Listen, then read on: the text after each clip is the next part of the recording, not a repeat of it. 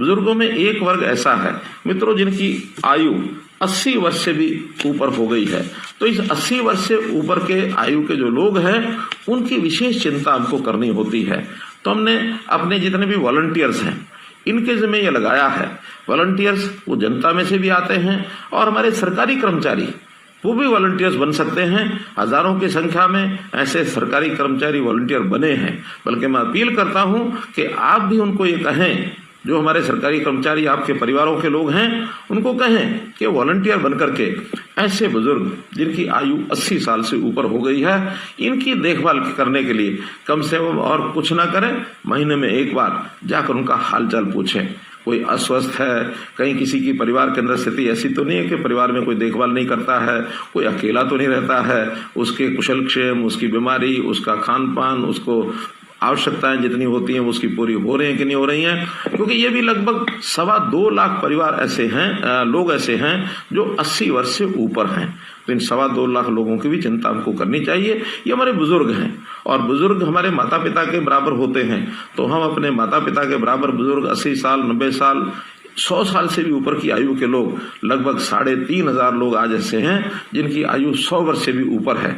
तो एक बहुत बड़ा ऐसा वर्ग है जिन्होंने सारा जीवन चाहे अपने परिवार को पालते हुए भी जो सेवा की है समाज की, एक बहुत बड़ी सेवा है।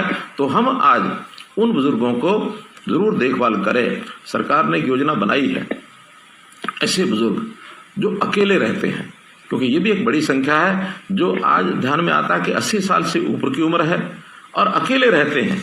ये संख्या भी कम नहीं है। ये संख्या लगभग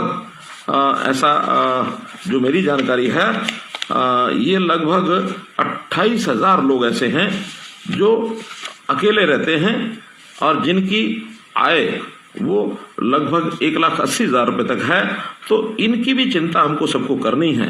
तो ऐसे परिवारों को जो अकेले हैं उनका बहुत मुश्किल है उनको अपने जीवन यापन करना, उनको परिवार की सहायता नहीं मिल रही है, या कई बार पारिवारिक छोटे मोटे विवाद होते हैं, उसके कारण से माता पिता को कई बार बच्चे भी दूर कर देते हैं, जो एक बहुत अच्छी बात नहीं है। बहुत इसको हमको संभालने की आवश्यकता है कि जिस परिवार को पाला पोसा बुजुर्ग ने, वो बच्चे उन परिवारों बुजुर्गों की जरूर उसकी देखभाल रखें, उनकी चिंता करें। आखिर उन्होंने आज तक हमको पाला है, आज जरूरत उनकी आवश्यकता है उनको सहायता करने की, तो हम सहायता करेंगे। एक वर्ग ऐसा हमको ध्यान में आया कि आयु भी 80 वर्ष से ऊपर है, अकेले रहते हैं और उनकी अपनी इनकम हमारे डाटा के हिसाब से 25,000 रुपए से कम है। ऐसे भी 3600 लोग हैं। अब ये 3600 लोगों की हालत क्या होती होगी? जब हमने इसका विचार किया तो हमने घोषणा की है कि अभी अप्रैल से इन सब लोगों के लिए जो वृद्ध आश्रय स्थल, सेवा आश्रम, वरिष्ठ नागरिक सेवा आश्रम, इन सेवा आश्रमों में उनको हम कहेंगे कि जाकर के वो वहां रहें, ताकि उनकी अपनी व्यक्तिगत कोई भी आवश्यकता है, चाहे वो बीमारी की है, चाहे उनके रहन सहन की, खाने पीने की, चाहे रहने के स्थान की, चाहे कपड़ों की, कोई भी आवश्यकता वो उनकी हम पूरी करेंगे। और ये सरकार की व्यवस्था में सब रहें, ताकि अगर वो सहमत होंगे उन सबको हम इन सेवा आश्रमों में रखेंगे।